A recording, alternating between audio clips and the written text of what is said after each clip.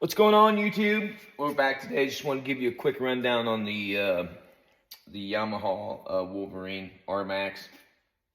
I believe what our biggest problem on our clutch was we had some built-up gunky grease right here, and it wasn't allowing free travel of my shivs to open and close. And as you can see, that's it. That's all I was.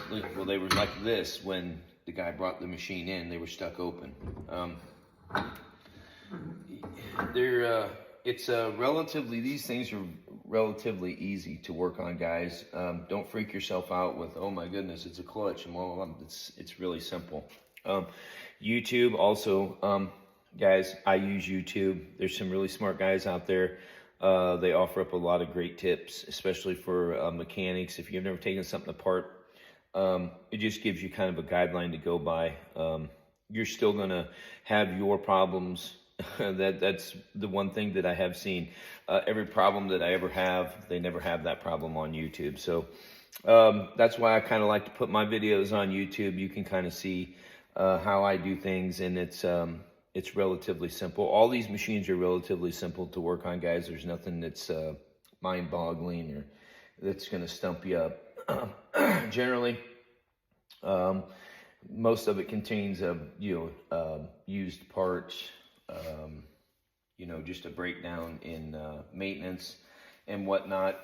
And the reason why I see that is it's so expensive. I think it's like $300 to $400 to have a clutch serviced at Yamaha. And correct me if I'm wrong. I don't want to be wrong on here, so if I'm wrong, correct me. But that was the last thing that I knew. So it's rather expensive to service the RMAX clutch, and the reason it is so expensive is because you got so much breakdown. I'll show you here in a minute. Excuse me. So the only thing I have left on the secondary clutch, these two O-rings. There's an O-ring down here and there's an O-ring here. I think in your total, if you get a rebuild kit from Yamaha, I think you get a total of 3 O-rings. You'll have an O-ring that goes around the outside of your dust cover on your primary, and then this one and this one.